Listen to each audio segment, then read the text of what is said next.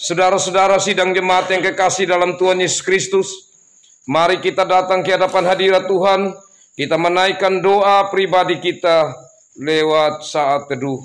Mari kita masuk dalam saat teduh.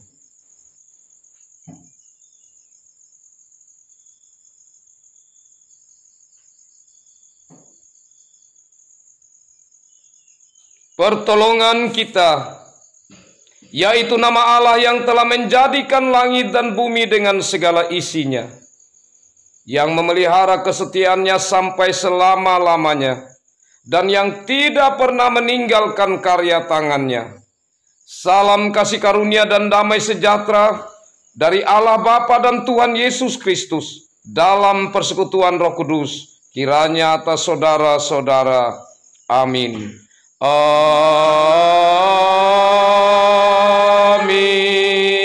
Amin. Amin.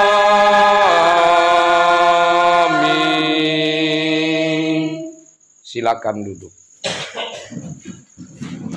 Sidang jemaat kekasih Tuhan, sabda Tuhan yang membimbing kita dalam kebaktian saat ini dari 1 Petrus pasal 4 ayat 16. Mari kita baca secara bersama-sama sabda Tuhan yang menjadi nats pembimbing ini. Kita mulai. Tetapi jika ia menderita sebagai orang Kristen, maka janganlah ia malu, melainkan hendaklah ia memuliakan Allah dalam nama Kristus itu. Demikian sabda Tuhan yang membimbing kita, dan mari kita sambut dengan menyanyi dari Kidung Jemaat 375 ayat 1. Saya mau ikut Yesus, saya mau ikut Yesus sampai selama-lamanya, dan kata-kata selanjutnya. Saya mau ikut Yesus, saya mau ikut Yesus sampai selama-lamanya, meskipun saya susah menderita dalam dunia, saya mau ikut Yesus sampai selama-lamanya. Sidang jemaat kekasih Tuhan, mari kita datang di hadapan hadirat Tuhan. Kita naikkan doa, kita naikkan penyesalan kita akan setiap pelanggaran yang kita lakukan, dan dengan kesungguhan hati kita pun memohon pengampunan dari Tuhan.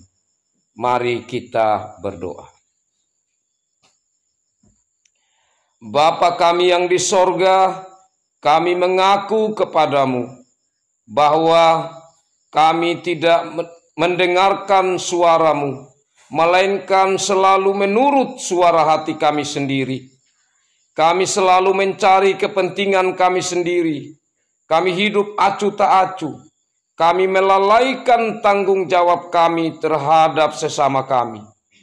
Tetapi kami tahu bahwa Engkau Bapa yang penuh kasih sayang, panjang sabar dan murah hati, tidak membalas kepada kami setimpal dengan kesalahan dan dosa kami. Ampunilah dan sayangilah kami. Pimpinlah kami kepada kehidupan kekal oleh pertobatan yang benar. Kami mohon ini karena kasih-Mu yang nyata dalam Yesus Kristus, Tuhan dan Juru Selamat kami. Amin.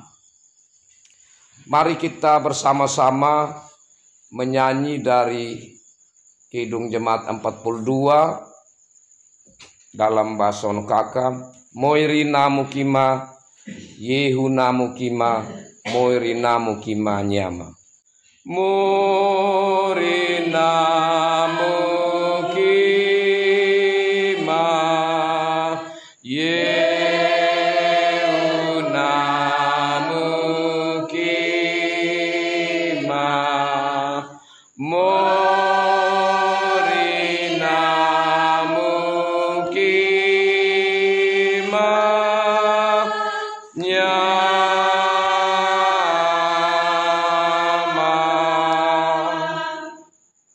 Sidang jemaat kekasih Tuhan, sabda Tuhan yang menjadi berita pengampunan bagi kita dari kitab atau surat yang tadi, 1 Petrus pasal 2. 1 Petrus pasal 2 ayat 22 sampai ayat 25. Demikian sabda Tuhan yang menjadi berita pengampunan ini. Ia tidak berdosa dan tipu tidak ada dalam mulutnya. Ketika ia dicaci maki, ia tidak membalas dengan mencaci maki. Ketika ia menderita, ia tidak mengancam, tetapi ia menyerahkannya kepada Dia yang menghakimi dengan adil. Ia sendiri telah memikul dosa kita di dalam tubuhnya di kayu salib, supaya kita yang telah mati terhadap dosa hidup untuk kebenaran. Oleh bilur-bilurnya kamu telah sembuh. Sebab dahulu kamu sesat seperti domba, tetapi sekarang kamu telah kembali kepada gembala dan pemelihara jiwamu. Demikian sabda Tuhan yang menjadi berita pengampunan bagi kita. Dan biarlah kita menjadi anak-anak Tuhan yang sungguh-sungguh mengalami sukacita karena kita telah dengan kesungguhan hati menyatakan penyesalan kita di hadapan hadirat Tuhan dan telah mendengar firman Tuhan yang memberi jaminan bagi kita dalam Yesus Kristus akan pengampunannya. Mari kita menyanyi bersama dari Kidung Jemaat 178. Kidung Jemaat 178 ayat 1. Karena kasih-Nya padaku Yesus datang ke dunia, dan kata-kata selanjutnya. Karena kasih-Nya padaku Yesus datang ke dunia, Ia telah memberi hidupnya yang bercela. Oh, betapa mulia dan ajaib kuasa-Nya. Kasih juru selamat dunia menebus manusia.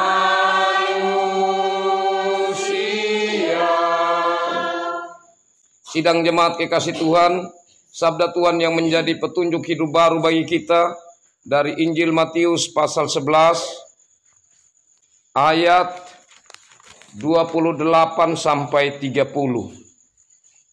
Injil Matius pasal 11 ayat 28 sampai ayat yang ke-30. Saya jemput kita berdiri. Dan saya mohon kesediaan Bapak penanggung jawab untuk membacakan bagi kita dalam Bason Kakak. Mawalibu ada kata kamu kata nimbul kuda itu Matio tumbul lalu Matio hopul haimi mata tumbul lalu lakum temati embul nama bina mai nilai yoga ngaladukan nama kukuwawan nama kai kukutan yoga ngawagi egilai itu ya neng ini napa tahu jakan kolom layu kalau yoga mau jaka maka ada hatinya jakan kurung hanya kulina yang menadong kalau ini napa tahu ini madai jangan ini aliran. Baik, terima kasih. Demikian sabda Tuhan yang menjadi petunjuk hidup baru ini, dan mari kita menyambutnya dengan kita menyanyi dari Kidung Jemaat 305. Kita nyanyikan bait yang kelima. Ku mengasihi Yesus tak henti, rela ku pikul salib dan bebannya, dan kata-kata selanjutnya. Ku mengasihi Yesus tak henti, rela ku pikul salib dan bebannya, dan ku lakukan titah dan pesannya. Jangan olehku Tuhanku sedih. Silakan duduk. Kita masuk di dalam pemberitaan sabda Tuhan. Firman Tuhan dari Injil Lukas pasal 9 ayat 22 sampai 27. Injil Lukas pasal 9 ayat 22 sampai ayat yang ke-27. Sebelum kita memasuk dalam pembacaan perenungan sabda Tuhan, kita akan memohon campur tangan Tuhan dalam Roh Kudus, dan saya minta kesediaan Bapak pengantar, Bapak Son, untuk bawa kita dalam doa firman. Mari kita abadi. Allah muli nami gula te surga, Allah sangaran anak muli untuk muli. Tinggal masalah ini muli cara lupa hidun, ama kauti kabung untuk memia umadi. Lima kauti kabung ama kau kamatengi tenawin di nuru kanaga alimo. Dar palu muli ama tengi tenawin, maupun perginya lihat majin sejauh kauti kabung. Nabi ni kalamuri na patay tanam pandukong ating yang hatu. Owi kan timbuli bol maghilu rang buli bintulu panalo. Pengaran anak muli kuritu nulu. Di matagbahan anak lima rahim. Amin. Amin. Terima kasih Bapak pengantar. Dan untuk bacaan firman Tuhan ini saya mohon kesediaan Bapak kaum awam untuk membacakan dalam bahasa Kakak.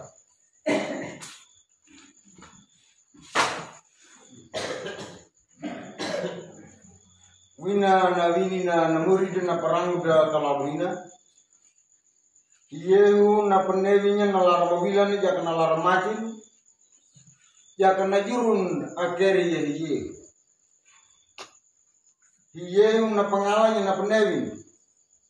Na anak tu rara langa papaturang ya kahi langa papaturang na kahi Allah na tagubay tu ha boluha dan mawila ya kada guru agama tu Yahud ya kepalang imam ya kada bay tu Yahud dada kaam manga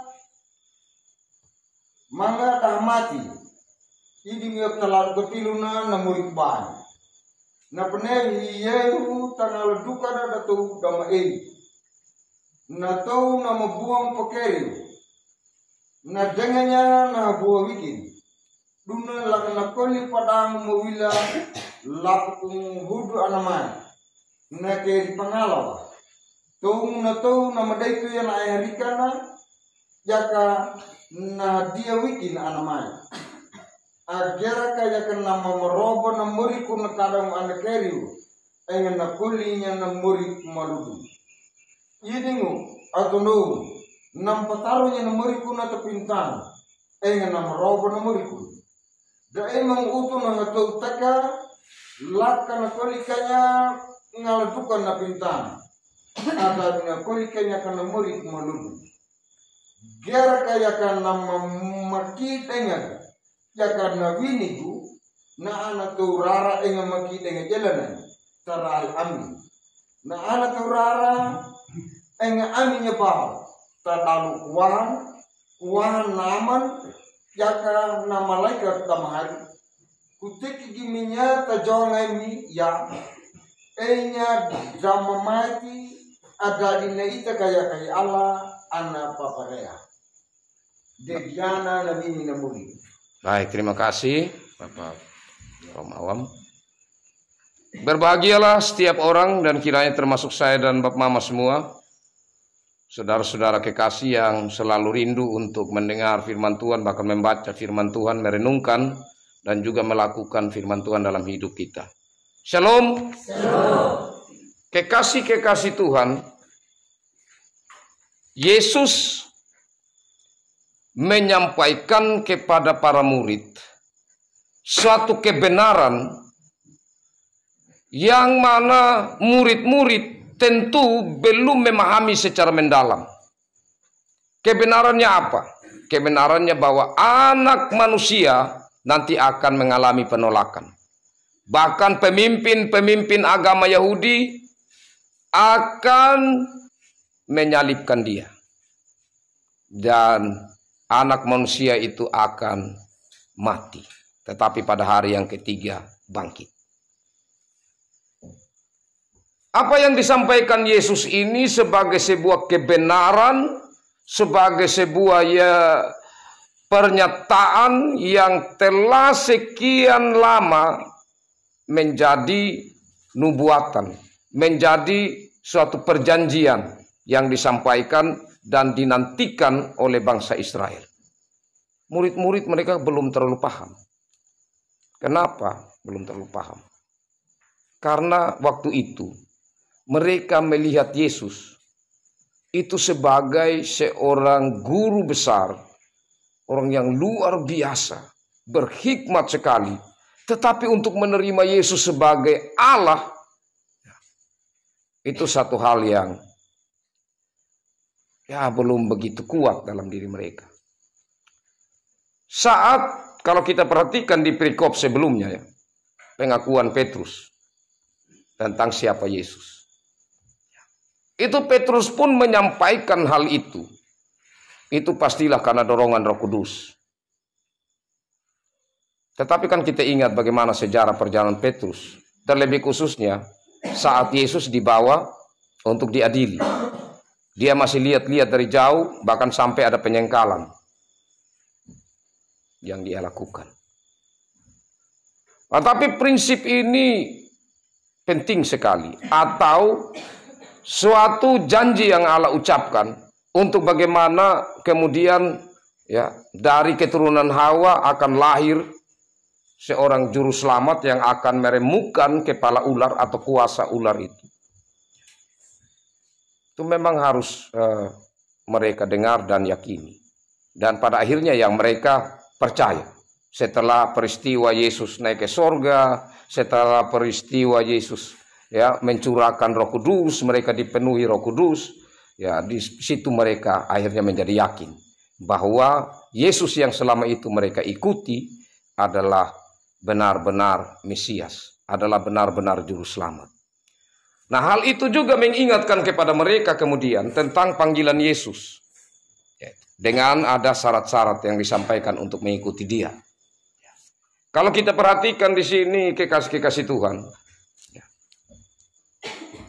di ayat 23, katanya kepada mereka semua, setiap orang yang mau mengikut aku, ia harus menyangkal dirinya, memikul salibnya setiap hari, dan mengikut aku. Nah, jadi setiap orang yang mengikut aku harus menyangkal diri. Menyangkal diri itu yang bagaimana, Bapak? Untuk lebih jelas bagi kita akan lihat di Injil Lukas pasal 9 tadi. Kita lanjutkan di ayatnya yang ke-50. 57. Kita mulai dari 57. Saya mohon Bapak kaum awam membacakan untuk ayat 57 sampai ayat 58 dulu. Wina nabinina namuri atang halak pengalang di Yehu jakan perkolan enya natu namabina lahi ye ama kapukeri abaya nagapi nya ye da amatamba inguliamu ya kadang urung hiu ini ya kena anak turar ping pajuda anak ping pajuda anak ada ini. Ya, baik, terima kasih. Nah, di sini kita melihat hubungannya dari panggilan Yesus untuk menyangkal diri. Saya akan berikan perenungannya bagi kita. Ketika Yesus dan murid-murid melanjutkan perjalanan dan seterusnya, ada seorang ya yang mengatakan begini, aku akan ikut engkau kemana saja engkau pergi. Kalau kita pakai bahasa sehari-hari bilang begini. Ya, dia datang, dia bilang, Yesus mau pergi di mana saja, saya akan mau ikut. Begitu. Tapi Yesus bilang apa? Serigala punya liang, burung punya sarang. Tapi saya ini untuk letakkan kepala saja tidak ada. Macam tidak nyambung ya. Dia penjawaban. Seperti tidak nyambung ya. Kok dia bilang saya mau ikut saja kemana engkau pergi. Tapi omong lagi tentang serigala. Mata tadi ya. Tentang burung. Nah, itu peribahasa. Maksudnya bahwa Yesus mengetahui isi hati dari orang yang meminta itu untuk ikut Yesus. Kalau orang lain dengar atau kalau kita yang ada saat itu kita dengar, ini orang bagus sekali. Dia punya komitmen yang besar. Kemana saja. Kemana saja. Yesus mau pergi, dia mau ada di situ. Ini orang komitmen betul. Tapi Yesus tentu berbeda dengan orang-orang yang ada pada waktu itu. Termasuk tentu berbeda dengan saya dan Bapak Mama. Karena Yesus langsung melihat isi hati. Yesus melihat isi hati dari orang ini yang terdalam. Sehingga kalimat yang Yesus katakan itu mau untuk supaya dia pikir kembali. Dia punya motivasi. Karena saat Yesus mengatakan serigala saja itu dia punya sarang, dia bisa punya liang, dia bisa istirahat di sana. Burung punya sarang untuk nanti dia itu ada tempat istirahat. Saya ini tidak ada. Artinya apa? Kau ikut saya. Tapi saya miskin. Rumah tidak ada. Jangankan rumah. Tempat untuk tidur saya tidak ada. Saya tidak punya apa-apa. Kan dia tahu dalam hatinya, dia mau ikut Yesus, dia mau cari keuntungan. Keuntungan apa yang dia mau cari? Dia mau cari keuntungan. Kalau saya ikut Yesus, Yesus ini biasa buat mujizat. Wah, kalau saya bisa buat mujizat ini, pertama, saya itu akan terkenal. Iya kan? Saya terkenal. Kalau sampai saya ikut Yesus terus, maka saya juga bisa kaya. Karena kalau saya sudah terkenal buat mujizat, ya nanti orang-orang mulai datang kepada saya atau meminta kepada saya untuk melakukan mujizat, mungkin untuk membuat orang yang lumpuh bisa berjalan dan lain sebagainya. Wah, pasti saya bisa dapat keuntungan dari situ. Nah, ini seperti kekasih-kekasih Tuhan. Yesus itu menjadi alat untuk diri orang itu. Celaka juga ya. Bagaimana bisa Yesus dijadikan alat? Tapi nampaknya kan seperti itu. Itulah Yesus mengatakan bahwa serigala itu punya liang. Burung punya sarang. Saya ini tidak punya tempat untuk letakkan kepala. Nah, orang itu mulai pasti pikir kembali. Wih, kalau begitu apa sudah yang saya dapat kalau ikut Yesus? Ini berbicara tentang motivasi. Tentang hasrat. Tentang kemauan untuk mengikuti Yesus. Jadi menyangkal diri Bapak Mama dari bagian firman Tuhan tadi. Artinya di situ perlu kita melepaskan dulu segala kepentingan kita kalau mau ikut Yesus. Supaya apa? Supaya Yesus jangan jadi alat. Woi Bapak Pendeta, saya kayaknya tidak begitu. Coba periksa hidup kita. Jangan sampai kita butuh Tuhan. Maksudnya saya butuh itu saat kita datang berdoa kepada Tuhan, sungguh-sungguh kalau kita kepepet. Itu sama dengan Tuhan jadi alat. Untuk apa kita punya mau. Saat sudah tatua betul baru, Tuhan tolong saya. Tapi saat kita merasa aman, Ya kita biasa-biasa aja. Ya banyak hal dalam hidup ini kalau kita renungkan Bapak Mama, kita harus kembali pikirkan. Apakah benar-benar motivasi saya ikut Tuhan itu. Sebagai orang Kristen. Betul-betul serius. Betul-betul menyangkal diri. Selain itu kekasih-kekasih Tuhan sebagai majelis jemaat. Ya. Kami majelis jemaat ini. Atau juga dengan koster, dengan badan pengurus komisi. Apakah kita betul-betul menyangkal diri? Kadang-kadang alasan juga. Tidak jalan. Karena itu ketua dia tidak jalan. Bagaimana kita jalan? Tidak bisa. Apa yang membuat kita menerima satu tanggung jawab? Harus benar-benar serius. Benar-benar serius kita pertanggungjawabkan kepada Tuhan. Kalau motivasi kita untuk mengikut Kristus adalah benar. Kenapa kita perlu sangkal diri? Karena kita ini Bapak Mama, diri kita bukan milik kita. Kenapa diri kita bukan milik kita? Pertama, karena Tuhan yang cipta kita, itu pertama. Kedua, karena Yesus Kristus sudah beli kita dengan darahnya yang mahal. Jadi diri kita ini sebenarnya milik Yesus. Karena itu, kalau Yesus ajak kita, itu sebenarnya satu ajakan yang sungguh berharga. Karena tidak banyak orang kan yang Tuhan jadikan sebagai orang Kristen. Yang memiliki jaminan keselamatan. Karena itu kita bersyukur. Dan pemahaman menyangkal diri. Ini hal yang sangat penting sekali. Kita lanjut kekasih-kekasih Tuhan di ayat bacaan yang kedua. Di ayat 59 sampai dengan 60. 59 sampai 60. Iye wina tatugawano. Keri minyo. Idi muka nagapi na tulu ama wakiga kalau kapubalik tu lipatano niya na ama. Iye wina. Na to damamanig. Meron na tumay. Tema kadinya na tumayti ang aing matano. Iding yako halaku. Kau patomanya bayayat. Agi ni ala an papareha ya Iran. Ya, baik, terima kasih.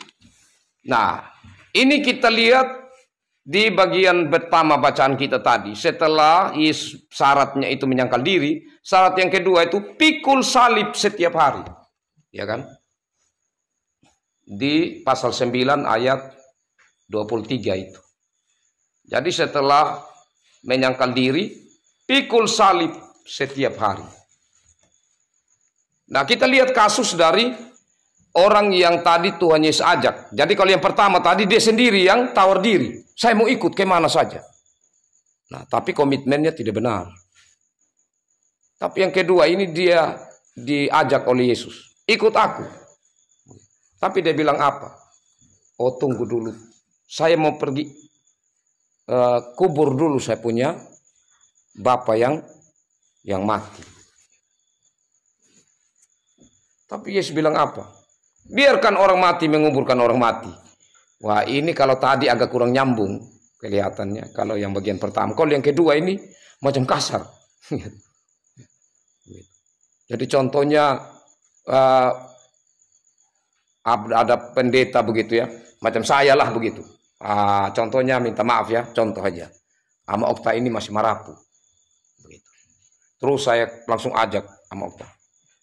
Sama Okta, mari kita ikut Yesus. Wih Bapak Pendeta, saya mustiin dulu. Saya orang tua ini, dia sudah tua begitu.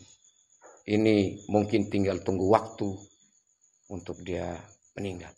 Biarkan orang mati kubur orang mati. Woi, pasti Okta bilang, ini maksudnya apa begitu? Kenapa sampai begitu ya tuh? Tapi kalau waktu itu mereka mengerti, karena di dalam budaya mereka, ya. Kalau bilang biarkanlah orang mati menguburkan orang mati, karena begini. Pertama, waktu itu Bapak Mama, waktu itu. Seorang anak laki-laki sulung seorang anak laki sulung, itu dia tidak boleh jauh dari orang tuanya. Kalau orang tuanya sudah tua. Karena kalau orang tuanya sudah tua, dia harus urus, dan kalau mati, dia harus ada di situ. Kalau dia tidak ada di situ, itu dia rasa menyesal seumur hidup. Dan orang-orang juga akan bicara tentang dia. Nah, jadi maksudnya di sini bisa dua hal. Bapaknya itu benar-benar sudah mati, atau orang tuanya benar-benar sudah meninggal. Tapi yang kedua, orang tuanya belum meninggal. Jadi dia bilang, tunggu dulu saya kubur orang tua saya. Itu bisa ada pengertian di situ bahwa saya mesti tunggu dulu. Kalau sampai orang tua mati, saya kubur, baru saya ikut Yesus. Atau ada juga pengertian kedua. Karena waktu itu di Israel, itu mereka penguburannya itu 2 kali. Jadi macam istilah kubur sementara yang pertama. Yang kedua itu baru kubur betul. Begitu. Nah, baru penguburan resmi. Begitu ya. Nah, jadi ada seperti 2 tahap. Begitu. Jadi ada juga yang tafsir lain bilang, ini dia maksudnya mau pergi, dia bilang tunggu saya pergi kubur orang tua, itu untuk penguburan tahap 2. Tahap 1 orang tua sudah meninggal dan sudah dikuburkan sementara, tetapi ini untuk tahap 2-nya. Tetapi kebanyakan mengatakan bahwa ya soal yang paling penting dari situ adalah bahwa dia ini lebih memikirkan tentang tanggung jawab yang sementara daripada tanggung jawab untuk hidup yang kekal. Itu masalahnya dia. Nah, kekasih Tuhan. Kalau Yesus bilang biarkanlah orang mati menguburkan orang mati, Yesus mengatakan kau tidak punya waktu lagi. Waktumu hanya saat ini. Saat ini engkau harus ambil tindakan. Nah, jadi ini kekasih Tuhan panggilan ya untuk rela mengikuti Yesus. Dan kerelaan mengikuti Yesus itu harus dengan pengorbanan. Jadi tadi firman Tuhan mengatakan pikul salib setiap hari. Jadi ini komitmen yang berlangsung terus-menerus. Ya kan? Dan ini yang berlaku umum. Jadi kalau waktu itu juga soal pikul salib ini, itu para murid-murid dan beberapa pengikut Yesus yang sungguh-sungguh itu dipakai oleh Yesus, oleh Tuhan. Maka mereka ada yang istilah mati martir. Mati martir itu artinya mereka mati sebagai orang yang pertahankan iman, tetapi dengan kematian yang boleh dikatakan tidak wajar, gitu. Yang sangat-sangat kejam, gitu. Karena seperti Petrus itu disalib kan. Jadi kematian Petrus disalib, tapi Petrus minta supaya dia disalib terbalik. Kenapa? Karena saya tidak layak kalau salib seperti salib Yesus yang disalib. Jadi kasta balik sama saya diminta. Jadi Petrus disalib terbalik. Ya. Paulus kepalanya dipenggal. Dan murid yang lain ya selain Rasul seperti Stefanus dirajam dengan batu sampai mati. Nah, jadi umumnya pada waktu itu kematian para murid itu buat sangat kejam dan mereka dipandang sebagai mati martir. Tetapi kan tidak semua orang Kristen pada akhirnya kan seperti itu, termasuk kita saat ini. Ya. Tetapi ya, karena kita tidak seperti itu, maka bukan hal yang ya biasa-biasa saja, tetapi dipandang sebagai hal yang serius untuk pikul salib setiap hari. Dalam artian di sini berarti rela berkorban, termasuk waktu kita. Nah, ini berhubungan dengan juga ambil keputusan ya, mengambil keputusan untuk rela menderita, rela berkorban demi Kristus, demi kebenaran. Nah, kenapa penekanan tentang demi kebenaran, demi Kristus? Karena kadang-kadang kita merasa bahwa penderitaan-penderitaan yang kita alami, ya itu semua adalah bagian dari penderitaan mengikut Kristus. Tentu tidak. Nah, contohnya kalau sakit, ya sakit itu bukan hal menderita karena pikul salib kan, tidak. Itu kan sakit itu karena memang ada karena dosa. Karena manusia jatuh dalam dosa, maka adanya berbagai penyakit. Tetapi orang yang bertahan menghadapi itu di dalam Tuhan, ya, maka itu juga bagian dari pikul salib. Nah, kalau memang sakit itu merupakan salib, ya orang bisa cari-cari sakit supaya nampaknya dia terus menderita karena pikul salib. Tapi kan tidak kan. Nah, kekasih-kekasih Tuhan itu bagian yang kedua. Dan kita lihat bagian yang berikut dari 61 dan 62. Silakan Bapak kaum awam. Ijelanya natu wawang namagina ama kaperiwit. Jadi muka kamu wapa ke keluarga kamu pea kamu lupai. Da olip ta uma mangai bukeri. Nagapi yehu natu tatuno natu nama pahalaku yang nakera muna anagilap kakitakadangan na pakera na dana jadi mo tu jalan natu nama kerang tagu na ala ana namu kaya kena murid pintan na pakera na dana jadi mo ya kaduna dana tu mo ana kerang lai ala. Ya, terima kasih. Nah, kekasih-kekasih Tuhan, ini berhubungan dengan seorang lagi yang minta kepada Yesus ya, untuk ikut Yesus, tapi dia yang kasih syarat lagi sama Yesus. Begitu. Jadi dia yang kasih syarat. Syaratnya apa? Dia bilang, saya akan ikut, tetapi izinkan aku pamitan dahulu kepada keluarga. Jadi dia mau ikut Yesus, tetapi sabar dulu, saya ke belakang begitu. Saya pergi izin dulu di sana, saya punya orang tua. Yesus bilang, kalau orang yang ikut saya, ya ikut sudah. Jangan seperti orang yang sementara luku, kalau di sawah itu yang pakai yang untuk balik tanah. Ya, jangan seperti orang yang sementara luku begini, tapi dia menoleh terus di belakang. Ya, itu kapan selesai pekerjaan? Atau orang yang selalu melihat terus, dan itu bisa orang yang membanggakan apa yang disuruh lakukan di belakang. Dan Tuhan Yesus bilang, jangan. Kalau mau ikut saya harus ikut sudah. Nah, kalau kita perhatikan tadi, menyangkal diri, pikul salib setiap hari, ikut aku.